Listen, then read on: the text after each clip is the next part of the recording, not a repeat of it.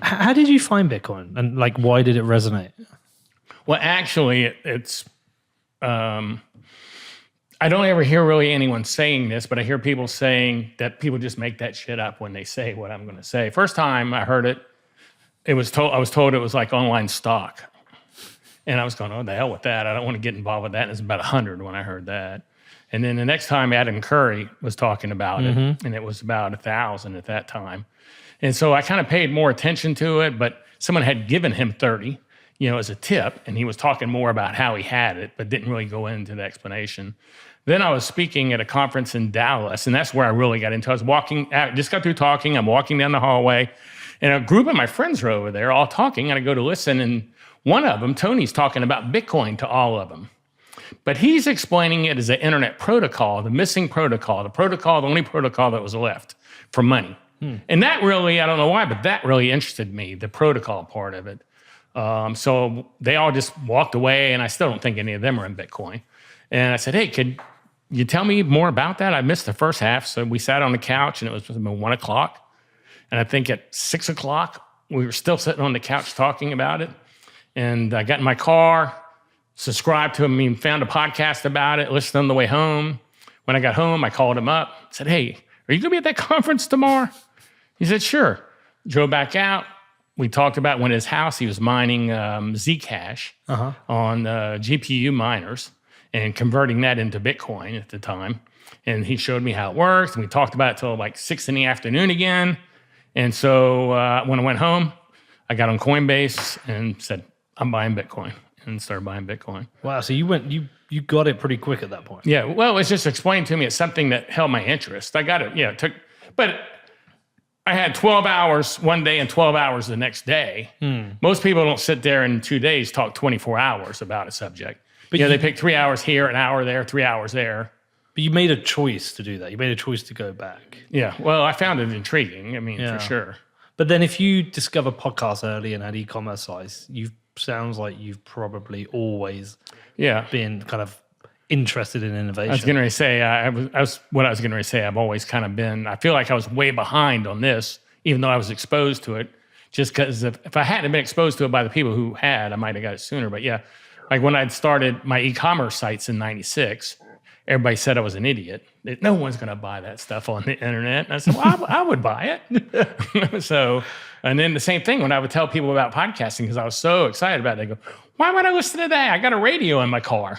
I go, well, this is way better than the radio in your car.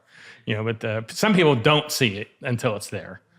Yeah, but you say you feel like you were late, but the longer this goes on, the earlier you were. Yeah, that's true. That's true. Yeah, there'll be a point, I guess, when anyone who bought under 10,000 is going to look like a rocket scientist. Because they're going to be so early compared to the price that it is in the future.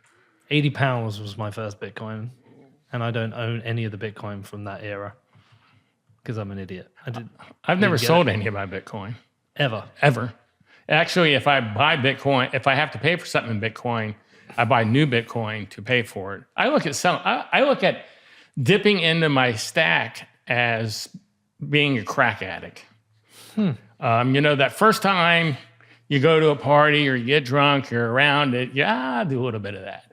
It can't be that bad. Maybe you're going and buying pot from this guy and he's got some crack. I don't know where you get it, but you get exposed to it and you do some.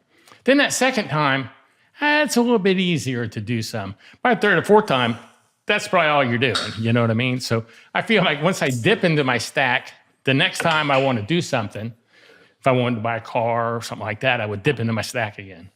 Then if I wanted to buy a house or something, I'd dip into my stack again, which I'm not buying either one of those anytime soon. I'm just making up. So is your stack for other people? No, it's for me. I just have a level of when I want to hit it. Okay. Yeah, I have a level, a dollar level. Interesting. I take a different approach.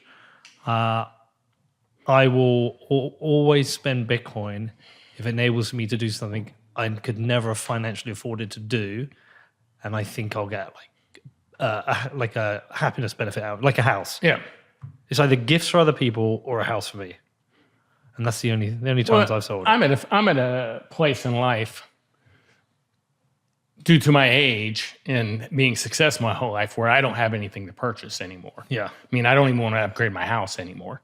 So there's nothing I want to, anything I want, I could get it for cash. Yeah. So if I was in a different situation, I would be, but I'm not. So since that is the case, I have a level that I'm waiting for it to hit. Then when I hit that level, I'm going to start doing things that I would have never imagined in my life I'd be able to do. Because I'm not saving it. I want to know what's on that list. Huh? What's on that list? Can you tell me anything? I don't know. I really don't. There's not much I want, but I know there's got to be stuff. You don't know what you don't know. You know what I mean? You don't know what you know, but I know there are things that I want to do, that I'm going to do, that when I have unlimited funds, I'll do. So if that makes any sense at all. What about that lovely wife of yours? I bet she's got some things she wants to Well, she wants to sell it. Yeah, she's already, but there's not much that she needs either, though. But she's like going, I knew we should have sold that stuff when it was 60. I knew we should have sold that stuff when it was 60.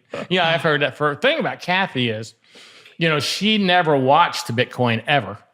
Where I've seen it go to 20 and down, back down, and blah blah blah. But she didn't start watching it until it was like 20 going to 69 or 70 or whatever. Yeah. And oh my gosh, she was excited. And so I was too. That was a big jump.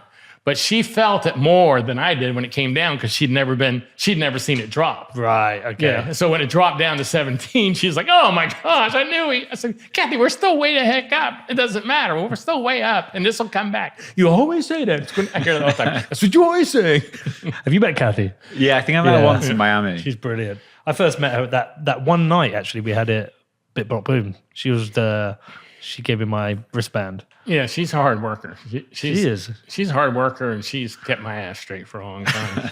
I probably wouldn't be anywhere close to where I am today if it wasn't for her keeping my ass straight. That's brilliant. But she's a good worker. She's a good one.